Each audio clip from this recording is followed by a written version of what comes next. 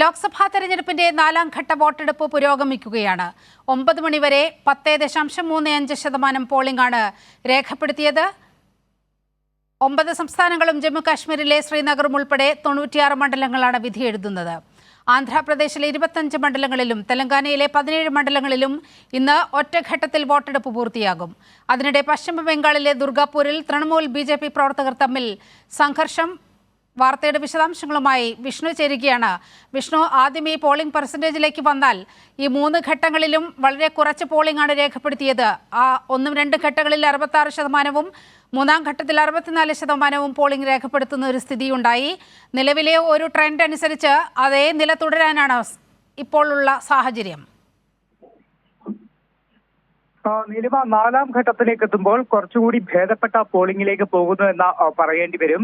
രാവിലെ 9 മണി വരെയുള്ള കണക്ക്, അതായത് ആദ്യ 2 മണിക്കൂർ പിന്നിടുമ്പോൾ 10.35% പോളിംഗ് ആണ് ഇപ്പോൾ രേഖപ്പെടുത്തിയിരിക്കുന്നത്. അതിൽ ഏറ്റവും കൂടുതൽ പോളിംഗ് രേഖപ്പെടുത്തിയിരിക്കുന്നത് ബംഗാളിലാണ്.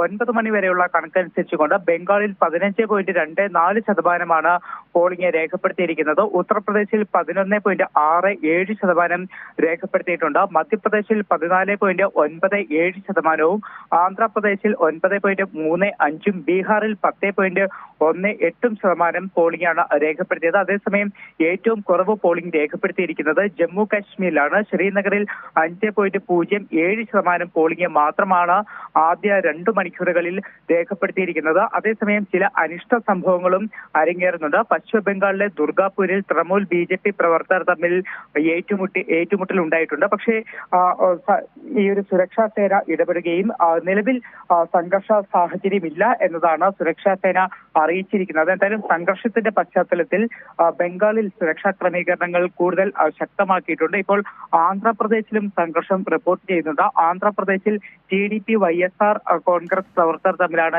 ഏറ്റുമുട്ടിയിരിക്കുന്നത്. ചിറ്റൂരിൽ YSR കോൺഗ്രസ് പ്രവർത്തകന് കുത്തേൽക്കുന്ന സാഹചര്യമാണ് ഉണ്ടായിരിക്കുന്നത്. YSR കോൺഗ്രസിന്റെ പോളിംഗ് ഏജന്റ് സുരേഷ് റെഡ്ഡിക്കാണ് കുത്തേറ്റത്. ഈ അക്രമത്തിന് പിന്നിൽ TDP ആണ് എന്നൊരു ആരോപണമാണ് YSR കോൺഗ്രസ് ഉന്നയിക്കുന്നത്. എന്തായാലും നിലവിൽ ആന്ധ്രയിലും പശ്ചിമ ബംഗാളിലും മാത്രമാണ് ഒരു സംഘർഷം റിപ്പോർട്ട് ചെയ്തിരിക്കുന്നത്. അതോടൊപ്പം തന്നെ ചില പ്രതികരണങ്ങൾ കൂടി പുറത്തു വരുന്നുണ്ട്. ഈ ഒരു തെരഞ്ഞെടുപ്പിൽ ഇന്ത്യ മുന്നണി വിജയിക്കും എന്നതാണ് രാഹുൽ ഗാന്ധി രാവിലെ ഒരു പ്രതികരണം നടത്തിയിരിക്കുന്നത്. അത് ആദ്യത്തെ 3 ഘട്ട പോളിംഗിൽ നിന്നും ഇന്ത്യ മുന്നണിയുടെ വിജയം ഉറപ്പിക്കാൻ കഴിയുമെന്നുമാണ് രാഹുൽ ഗാന്ധി വ്യക്തമാക്കുന്നത്.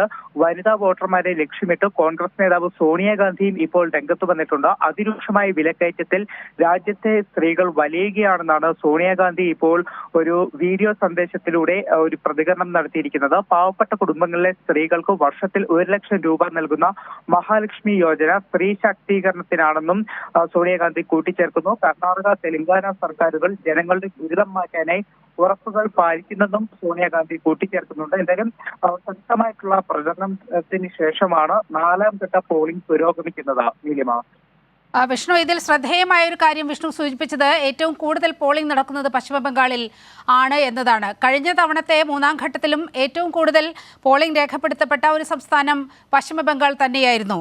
നിലവിലെ അവിടെ ഒരു അവസ്ഥ എങ്ങനെയാണ്? ഈ പോളിംഗ് നൽകുന്ന സൂചന എന്താണ്? നീലിമ, ആദ്യഘട്ടങ്ങളിലും പശ്ചിമ ബംഗാളിൽ ഒരു മികച്ച പോളിംഗ് തന്നെയാണ് രേഖപ്പെടുത്തിക്കൊണ്ടിരിക്കുന്നത്. ഇപ്പോൾ 4ാം ഘട്ടത്തിലേക്ക് എത്തുമ്പോഴും അതേ ഒരു ട്രെൻഡ് തന്നെയാണ് നമുക്ക് പശ്ചിമ ബംഗാളിൽ കാണാൻ കഴിയുന്നത്. പശ്ചിമ ബംഗാളിൽ അതിശക്തമായിട്ടുള്ള പോരാട്ടം തന്നെയാണ് നടക്കുന്നത്. 8 മണ്ഡലങ്ങളിലേക്കുള്ള തെരഞ്ഞെടുപ്പാണ് പശ്ചിമ ബംഗാളിൽ ഈ ഒരു 4ാം ഘട്ടത്തിൽ പുരോഗമിക്കുന്നത്. അതിൽ തന്നെ നിരവധി പ്രമുഖരായിട്ടുള്ള സ്ഥാനാർത്ഥികൾ ഏറ്റുമുട്ടുന്ന മണ്ഡലങ്ങളുണ്ട്. തൃണമൂൽ കോൺഗ്രസ് നേതാവ് മെഹുവ മൊയ്ത്ര, അതോടൊപ്പം തന്നെ കോൺഗ്രസ് നേതാവും ലോക്സഭയിലെ പ്രതിപക്ഷ കക്ഷി നേതാവുമായിട്ടുള്ള അധിർ രഞ്ജൻ ചൗധരി ഈ 4ാം ഘട്ടത്തിലാണ് വോട്ട് ജനവിധി തേടുന്നത്. അതേസമയം അധിർ രഞ്ജൻ ചൗധരിക്കെതിരെ ഇത്തവണ തൃണമൂൽ കോൺഗ്രസ് സ്ഥാനാർത്ഥിയായി നിർത്തിയിരിക്കുന്നത് ക്രിക്കറ്റ് താരമായിട്ടുള്ള യൂസഫ് പത്താനെയാണ്.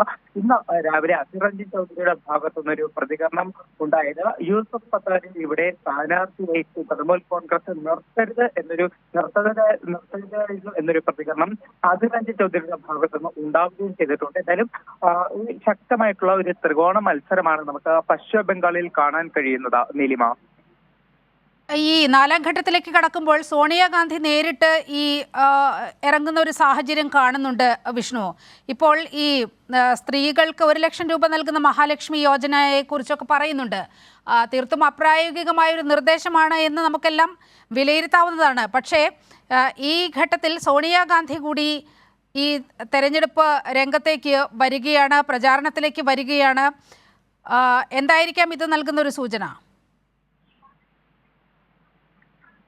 നീലിമ, സോണിയാഗാന്ധി ഇപ്പോൾ വനിതാ വോട്ടർമാരെ ലക്ഷ്യം വെച്ചുകൊണ്ടാണ് രംഗത്ത് വന്നിരിക്കുന്നത്. പ്രത്യേകിച്ച് ഇന്ത്യ മുന്നണി ശക്തമായിട്ടൊരു പ്രചരണം നടത്തുമ്പോൾ പ്രധാനമന്ത്രിയുടെ ഗ്യാരണ്ടികൾക്കെതിരെയും അതോടൊപ്പം തന്നെ പ്രധാനമന്ത്രിയും BJP മുന്നോട്ട് വയ്ക്കുന്ന നാരീശക്തിക്കെതിരെയുമുള്ള പ്രചരണം ഇന്ത്യ മുന്നണിയുടെ ഭാഗത്തുനിന്ന് ശക്തമായി തന്നെ ഈ 4 ഘട്ട തെരഞ്ഞെടുപ്പ് പ്രചരണത്തിലും നടന്നിരുന്നു. അതിൽ ഏറ്റവും പ്രധാനം തെലങ്കാനയിൽ പ്രജ്വൽ രേവണ്ണയുടെ അടക്കം വിഷയങ്ങൾ ഇന്ത്യ മുന്നണി ഉയർത്തിക്കാട്ടിയിരുന്നു. ഇതിനു പുറമെ ഉത്തർപ്രദേശിലെ കൈസർഗഞ്ച് മണ്ഡലത്തിൽ ഗുസ്തി താരങ്ങൾക്കെതിരായിട്ടുള്ള ലൈംഗിക അതിക്രമണ പരാതി നിലനിൽക്കുന്ന ബ്രിജ്ഭൂഷന്റെ മകന് സീറ്റ് നൽകിയതിനെതിരെയൊക്കെ തന്നെ വലിയ പ്രചരണം ഇന്ത്യ മുന്നണി നടത്തുമ്പോൾ തന്നെയാണ് വനിതാ വോട്ടർമാരെ ലക്ഷ്യം വെച്ച് സോണിയാഗാന്ധിയും ഇന്ന് രംഗത്ത് വന്നിരിക്കുന്നത്. നീലിമ, ശരി, വിഷ്ണുവാണ് വിവരങ്ങൾ പങ്കുവച്ചത്.